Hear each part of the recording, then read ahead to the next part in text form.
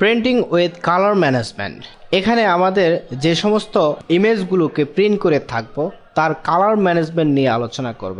প্রিন্টিংয়ের জন্য যে কালারগুলো আমরা প্রোভাইড করব হার্ড পেপারে, তার অ্যাকিউরেসি কিভাবে করা যেতে পারে, অর্থাৎ এর কাজের যে সৌন্দর্য, কাজের যে ফিনিশিং কালারের ক্ষেত্রে সেটা কিভাবে করা যেতে পারে তা এই অধ্যায়ে ডিটেলস আলোচনা আমরা করব। আমরা যে সমস্ত ইমেজগুলো প্রিন্ট করব তার মনিটরে যে সমস্ত কালারগুলো রিপ্রেজেন্ট হয়ে থাকে সেগুলো অ্যাডোব অ্যাপ্লিকেশন কিভাবে হ্যান্ডেল করে থাকে কালার ম্যানেজমেন্ট ব্যবহার করে দেখা যাক। অ্যাকচুয়ালি কালার ম্যানেজমেন্টটা ডিপেন্ড করে থাকে আমাদের অ্যাডোব অ্যাপ্লিকেশন এর কোনটি আমরা ব্যবহার করতেছি। এখানে যে অ্যাডোব অ্যাপ্লিকেশনগুলো আমরা ব্যবহার করে থাকি সেগুলোর ভিতরে যেমন ফটোশপ এবং ইনডিজাইন এর জন্য আমাদের কোনো প্রকার কালার ম্যানেজের প্রয়োজন হবে না। এখানে যদি আমরা প্রিন্ট এর ক্ষেত্রে নো কালার ম্যানেজমেন্ট, কোনো প্রকার কালার ম্যানেজের প্রয়োজন নেই।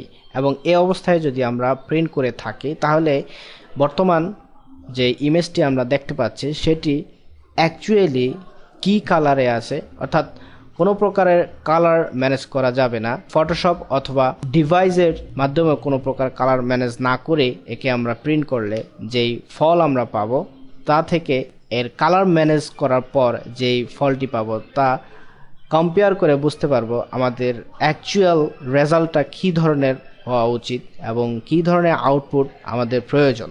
ইনডিজাইন এর ক্ষেত্রে কালার ম্যানেজমেন্ট, এখান থেকে প্রিন্ট ডকুমেন্ট এর যে প্রোফাইলটি আছে সেটা আমরা দেখতে পাচ্ছি এবং প্রুফ থেকে এর ডকুমেন্ট যে প্রুফ প্রোফাইলটি রয়েছে সেটি সেম।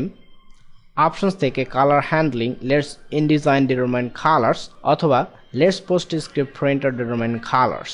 এখান থেকে আমরা প্রোফাইল ডিফাইন করে দিতে পারি যদি আপনার প্রিন্টারটি পোস্ট স্ক্রিপ্ট প্রিন্টার হয়ে থাকে। এখানে যে সমস্ত প্রিন্টার প্রোফাইল থাকবে তা আপনার প্রিন্টারের ম্যানুফ্যাকচার কর্তৃক তৈরিকৃত প্রোফাইল ব্যবহার করতে পারেন অথবা ইনডিজাইন এর প্রোফাইল ব্যবহার করতে পারেন। যদি ফটোশপের ভিতরে কালার হ্যান্ডলিংয়ের জন্য আমরা প্রিন্টার ম্যানেজ কালার্স সিলেক্ট করে থাকি সেই ক্ষেত্রে প্রিন্টার ড্রাইভারের সাথে যেই কালার প্রোফাইলটি আসবে সেটি দিয়েই এই ইমেজটি প্রিন্ট হবে। তবে ফটো প্রিন্টার এর সাথে যে সমস্ত কালার প্রোফাইলগুলো আসে সেগুলো ড্রাইভারের সাথে বিল্ট ইন অবস্থায় থাকে এবং সেগুলো প্রিন্টারের উপর ডিপেন্ড করেই প্রোফাইলগুলো তৈরি হয়ে থাকে। তাছাড়া হাই স্পিড কালার প্রিন্টারের ক্ষেত্রেও বিভিন্ন ধরনের প্রোফাইল আমরা ব্যবহার করতে পারি।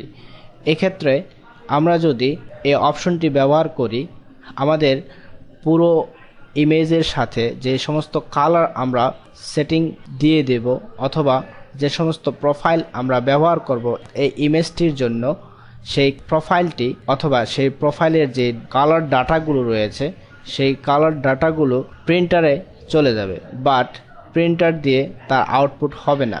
এই অপশনটি ব্যবহার করাতে আমাদের একটি সুবিধা রয়েছে, সেটি হচ্ছে কালার ম্যানেজমেন্ট সম্পর্কে যদি অত ডিটেলস জ্ঞান না থাকে সেই ক্ষেত্রে প্রিন্টার ডিফাইন কালার সেট করে দেওয়াই ভালো হবে, কারণ এখানে সুইটেবল যে কালার প্রোফাইলটি রয়েছে সেটি বিল্ট ইন অবস্থায় প্রিন্টারের সাথে অর্থাৎ প্রিন্টার ড্রাইভারের সাথে ব্যবহার করা হচ্ছে। আর যদি ফটোশপ ম্যানেজ কালার্স ব্যবহার করা হয় সেই ক্ষেত্রে আমরা যে সমস্ত কালার প্রোফাইল সিলেক্ট করে দেব সেই কালার প্রোফাইলে অর্থাৎ সেই কালার স্পেসে কনভার্ট হয়ে ইমেজটি প্রিন্ট হবে।